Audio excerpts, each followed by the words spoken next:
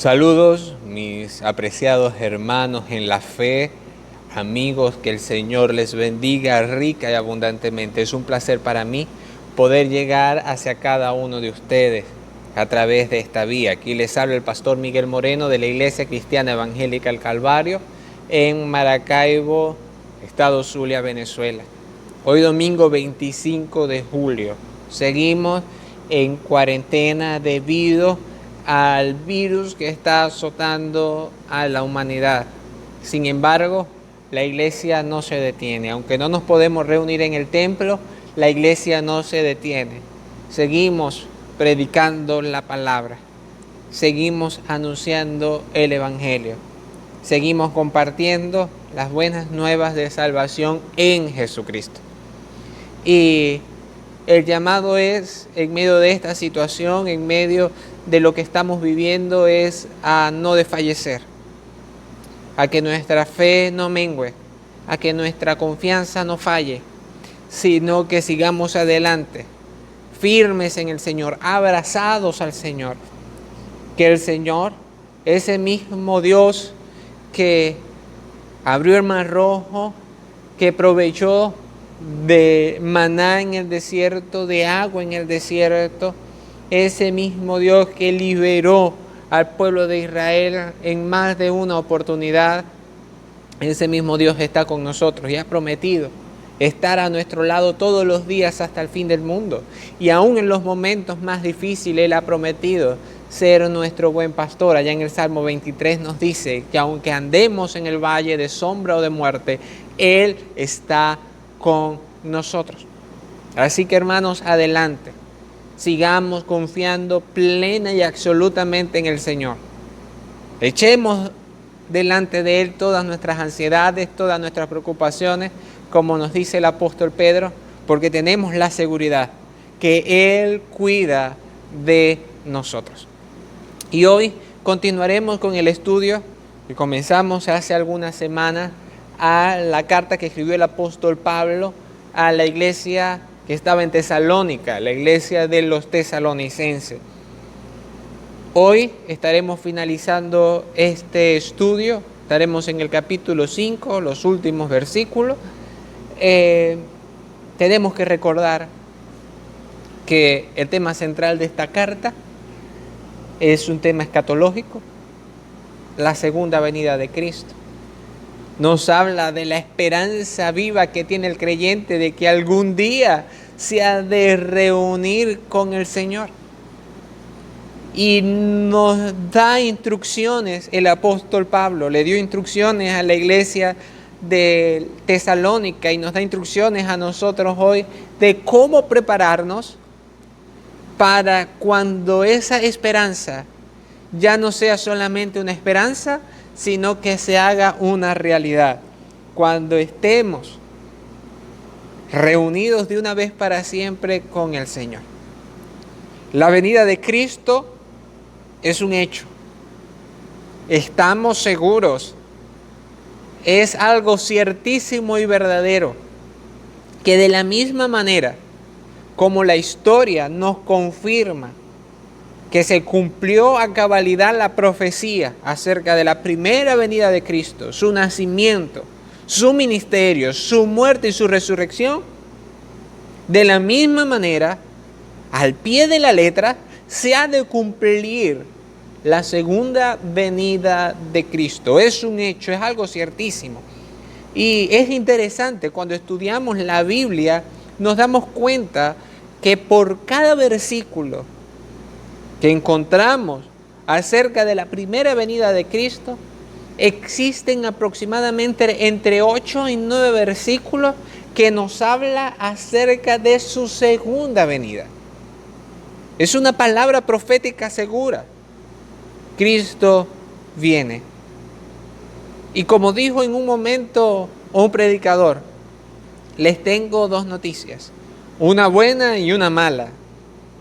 La noticia buena, Cristo viene. La noticia mala, Cristo viene.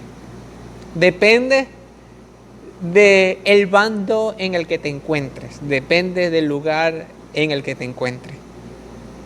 Cristo viene.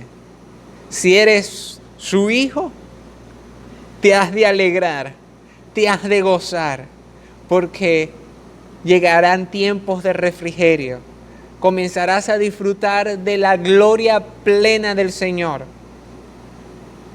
Nos reuniremos todos en un lugar que el Señor ha ido a preparar para nosotros.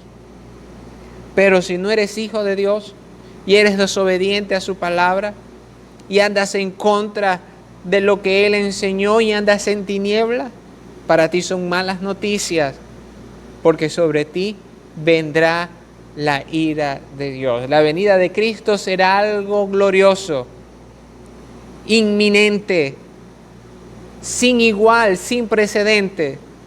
Será maravilloso, pero al mismo tiempo será terrible. Glorioso para los que creen, maravilloso para los que creen, terrible para los que no han creído en Cristo como su Salvador. Es algo ciertísimo. No sabemos el día ni la hora en que ha de ocurrir la segunda venida de Cristo. Lo que sí sabemos es que ha de ocurrir. Y en el autor de Hebreos, en la carta de Hebreos capítulo 10, versículo 37, nos dice, porque aún un poquito, y el que ha de venir vendrá, y no tardará. Aproximadamente unos 1950 años después, todavía estamos esperando esta segunda venida de Cristo. Y si para aquel momento faltaba un poquito, así como dijo el apóstol Pablo allá en Romanos, hoy está más cerca nuestra salvación que cuando creímos. Al mundo, así como lo vemos al comienzo del capítulo 5 de esta hermosa carta a los tesalonicenses, primera carta de Tesalonicenses, capítulo 5, al mundo este hecho lo ha de sorprender como a ladrón. Será como ladrón en la noche la venida de Cristo. Nadie sabe el momento, pero el mundo estará sorprendido porque no lo estará esperando. Y el mundo ha de comenzar a sufrir la ira de Dios. Y el mundo va a sufrir y vendrá sobre el mundo destrucción, angustia. Y esto será no porque Dios es malo, porque muchos se pueden preguntar, ¿cómo puede Dios castigar al mundo si se predica que Él es amor? Si se predica que Él es bueno, está bien, Dios es amor, es la esencia del amor. Dios no tiene amor, Él es la esencia pura del amor, Él es amor y Él es bueno. El profeta Nahum dice, Dios es bueno, fortaleza en el día de la angustia y conoce a los que en Él confían. Él es bueno, pero también es justo. Y en su justicia no puede pasar por alto el pecado. En su justicia debe castigar el pecado y la maldad del hombre. Y entonces, el día que el Señor se manifieste y su iglesia sea arrebatada, el mundo estará sorprendido y comenzará a sufrir la ira de Dios, ya que el mundo prefirió las tinieblas antes que la luz. En Juan 3 se nos dice, la luz vino al mundo, hablando de Cristo, y los hombres amaron más las tinieblas que la luz, porque sus obras eran malas. El hombre desechó a Jesucristo y como consecuencia de eso ha de tener que pagar por sus actos en desobediencia a Dios, por haber rechazado a Jesucristo. Pero para el creyente, aquel que se dio cuenta de su condición y se arrepintió de sus pecados y le entregó su vida a Cristo y comenzó a vivir conforme a lo que Cristo enseña, conforme a sus mandamientos, a sus estatutos, cambió su modo de vida y ya no vive conforme al mundo, sino conforme a Cristo, para él, la venida de Cristo no lo va a sorprender, sino que está preparado. Está preparado como si Cristo fuera a venir hoy, como si Cristo fuera a llegar en cualquier momento. Está con sus lámparas encendidas y llenas de aceite. Señal del Espíritu Santo, que estás lleno del Espíritu Santo. Está preparado, está viviendo en santidad, en integridad, anda en luz. No anda durmiendo como el mundo, sino que está velando, anda en luz. ¿Y qué es andar en luz? El Señor Jesús dijo: yo soy la luz del mundo, en Juan 8:12. Yo soy la luz del mundo, el que me sigue no andará en tinieblas, sino que tendrá la luz de la vida. Andar en luz es no andar en tinieblas, es decir, andar conforme a Cristo, en obediencia a Él, en obediencia a sus estatutos, a sus mandamientos, a sus preceptos y sus enseñanzas.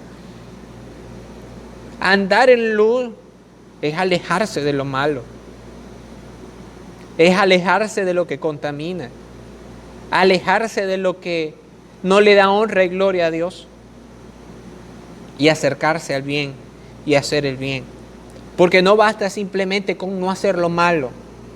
En el libro de Santiago, en esa carta escrita por Santiago, nos dice que el que sabe hacer lo bueno y no lo hace, le es pecado. Así que no vale simplemente decir: pero es que yo no engaño a mi esposa, yo le he dado buena educación a mis hijos, yo no tengo ningún vicio, yo soy una persona buena. Delante de los ojos de Dios nadie es bueno, no hay justo ni aun uno. No hay quien entienda, no hay quien busque a Dios.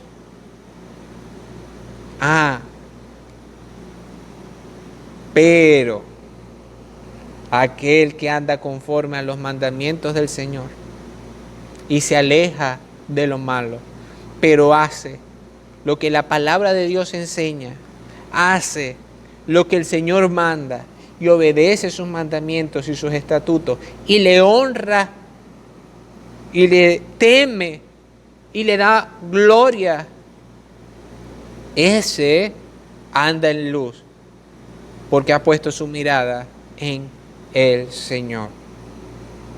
Ya no encuentra placer en el pecado, sino que encuentra placer en honrar y agradar a Dios.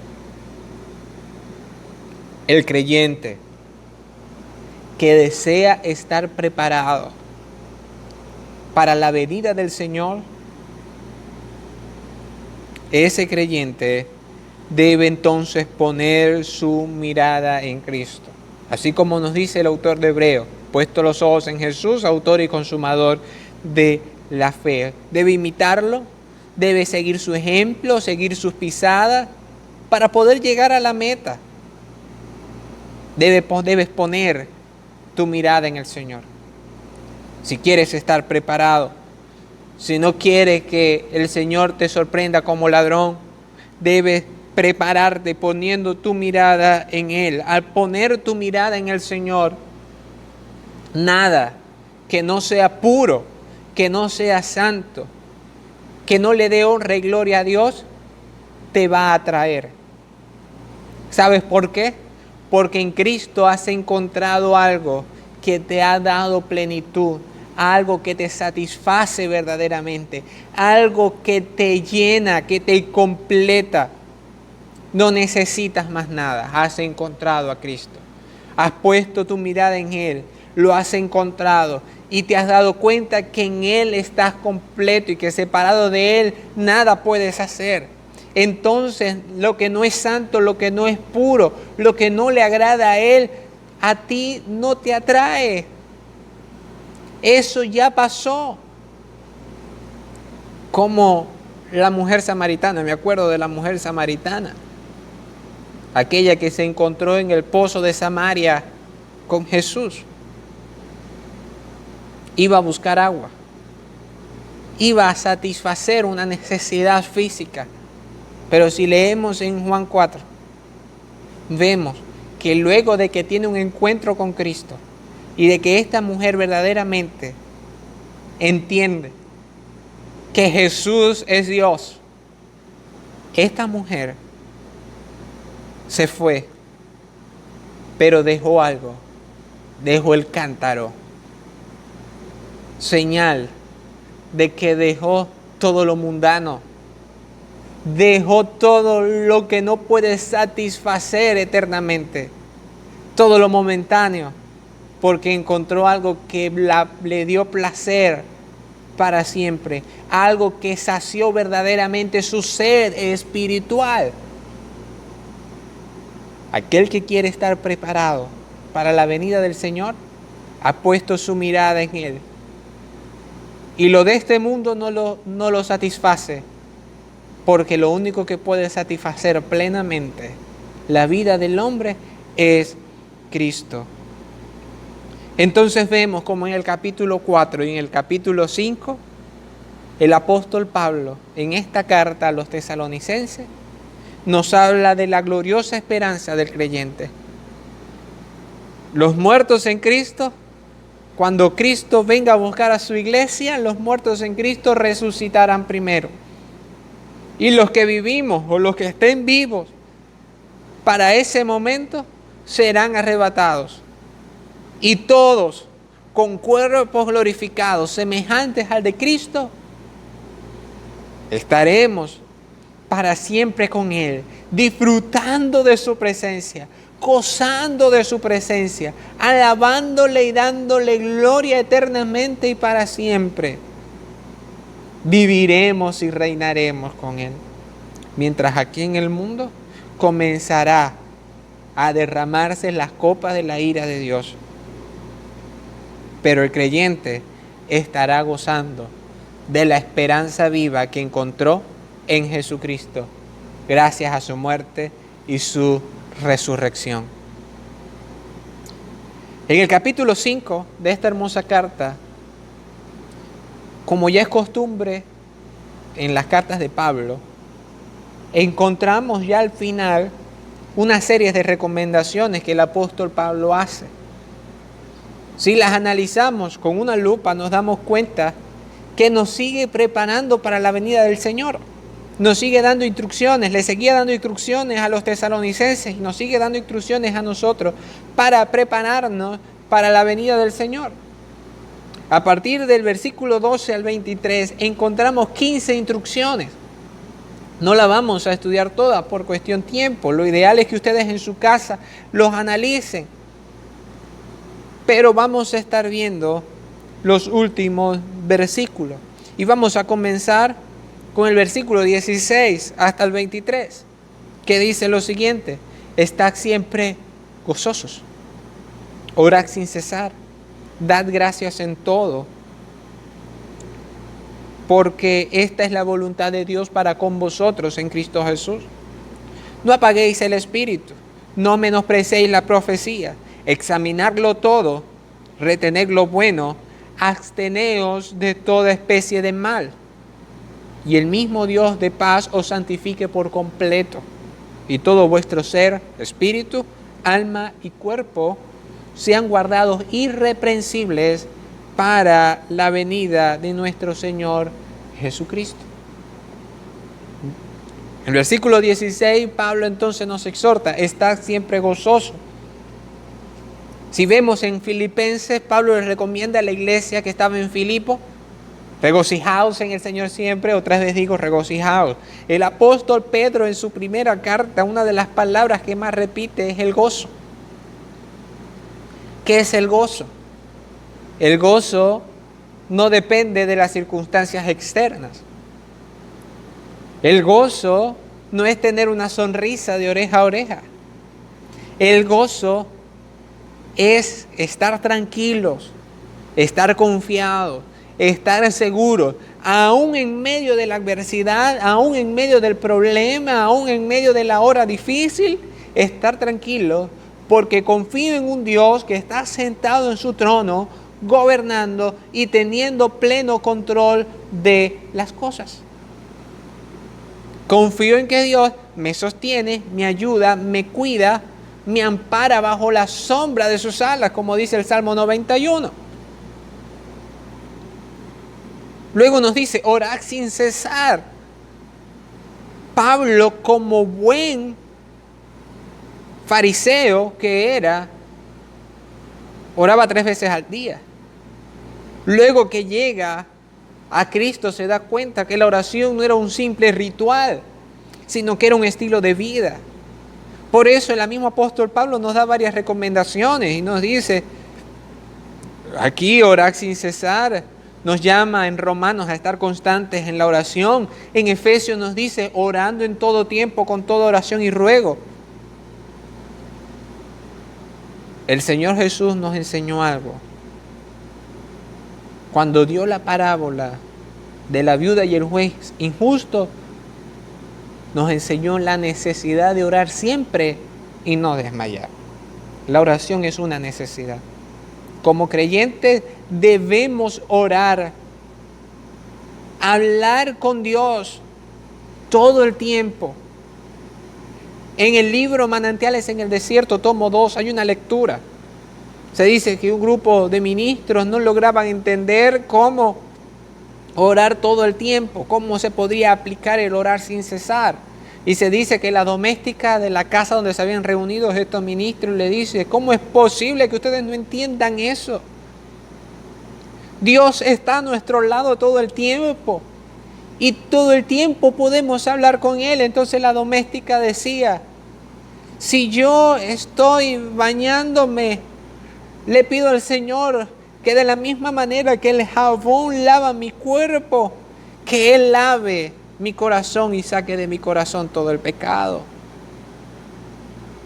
Cuando estoy barriendo, al mismo tiempo le estoy pidiendo al Señor, Señor, barre de mi vida todo lo que no te agrada. Y es que si entendemos eso, todo lo que hacemos nos lleva a hablar con Dios. Podemos estar manejando nuestro auto y en ese momento podemos irle diciendo al Señor, Señor, de la misma manera que yo manejo este auto, maneja tú mi vida. Es un constante hablar con Él. Una comunicación sin interrupción, sin ruido por el pecado. Me deleito en hablar con Dios, porque estoy hablando con el Dios creador de todas las cosas y Él me está escuchando y ha de responder. Luego me dice, dad gracias en todo. El apóstol Pablo en otro pasaje dice que tenemos que dar gracias a Dios por todo, en todo y por todo. ¿Cómo es posible? ¿Cómo darle gracias a Dios en un momento triste? ¿Cómo darle gracias a Dios en un momento difícil? Cuando nos pasa algo que no nos gusta, ¿cómo darle gracias a Dios? Es que es los que confiamos en Cristo como nuestro Salvador. Y hemos sido llamados por Él. Y le pertenecemos a Él. ¿Y somos sus hijos? Hijos de Dios por el sacrificio de Cristo en la cruz. Hemos entendido que nada pasa sin que el propósito de Dios se cumpla en nuestras vidas. Y que todo lo que el Señor permite que pase en nuestras vidas es para que demos honra y gloria a Él y nos parezcamos más a Él, para que Cristo verdaderamente pueda reinar en nosotros. Como dice Romanos 8:28, y sabemos, Pablo lo había experimentado, que los que aman a Dios, todas las cosas ayudan a bien. Y es importante recalcar que los que aman a Dios no es simplemente los que cantan y dicen yo amo a Dios, o los que en oración dicen yo amo a Dios. Los que aman a Dios son los que obedecen sus mandamientos.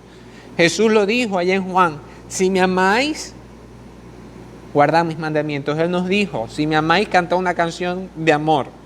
O si me amáis, dime que me amas. No, si me amáis, guardad mis mandamientos. Es bonito cantar que amamos a Dios, pero Dios desea que en señal del amor obedezcamos sus mandamientos.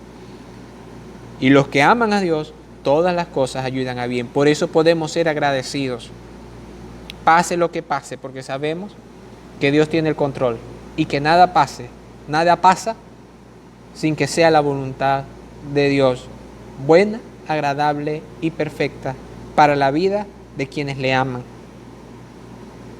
Luego nos dice, no apaguéis al Espíritu. No entristezcáis al Espíritu. ¿Cómo entristecemos o cómo apagamos el Espíritu? cuando, aún creyendo, aún conociendo cómo son las cosas, vivimos en pecado y no leemos las Escrituras y no oramos y no servimos, sino que andamos en fornicación, como lo dice en el capítulo 4, sino que andamos en chismes, en murmuraciones, en contiendas, en divisiones. De esa manera apagamos al Espíritu Santo de Dios. No lo apaguemos. No menosprecéis la profecía. En el libro de Efesios, Pablo nos dice que tenemos que ser llenos del Espíritu Santo. ¿Cómo ser llenos del Espíritu Santo? No podemos desligar la llenura del Espíritu de la palabra del Señor. Cuando el apóstol Pablo aquí nos dice, no menosprecéis la disciplina, luego de que nos dice, no menospreciéis las profecías, luego de que nos dice que no apaguemos el Espíritu, nos está diciendo que dejemos que el Espíritu Santo de Dios gobierne y controle nuestras vidas. ¿Y cómo se logra que el Espíritu Santo de Dios controle nuestras vidas? Tenemos que alimentarnos de la palabra. Tenemos que escudriñar las Sagradas Escrituras. Tenemos que anhelar aprender más de la palabra del Señor, porque a través de ella conocemos al Señor, conocemos su voluntad, conocemos lo que Él quiere para nosotros. Y entonces somos llenos del Espíritu Santo y no andamos conforme a la carne, sino conforme al Espíritu. Luego nos dice examinarlo todo. Examina todo. Lo que escuchas, las enseñanzas que escuchas, los libros que lees, las cuentas que sigues en Instagram, las amistades que tienes. Examinarlo todo. Aún las predicaciones que escuchas en la iglesia en la que asistes, examínala. Retén lo bueno. ¿Cómo lo examinas? A la luz de la palabra. Si lo que estás escuchando, leyendo, viendo va conforme a la palabra, reténlo, aplícalo, hazlo parte de tu vida, lígalo a tu corazón y practícalo. Pero si lo que estás escuchando, viendo o haciendo no está conforme a la palabra,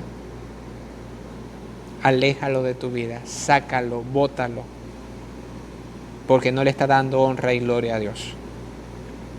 Por eso nos dice, absteneos de toda especie de mal. No practiquen la maldad, no practiquen lo malo, saquen eso de su vida. Y entonces, el gran propósito de la carta lo vemos nuevamente. Y el mismo Dios de paso santifique por completo. El mismo Dios saque de sus vidas toda la inmundicia. El mismo Dios los limpie. Así como el alfarero limpia el barro y saca toda la escoria, tenemos que dejar que Dios de nuestras vidas saque toda la escoria, nos santifique y que todo nuestro ser en integridad, cuerpo, alma y espíritu, lo visible y lo no visible, lo tangible y lo no tangible,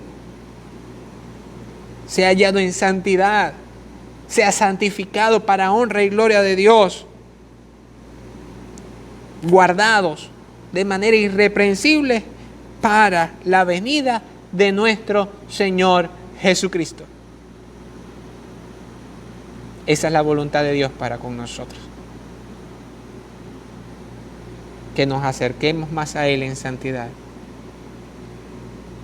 y nos alejemos del pecado, para que cuando Él venga estemos preparados. Primera carta de Pablo a la iglesia de los tesalonicenses. Para muchos, la primera carta que escribió Pablo.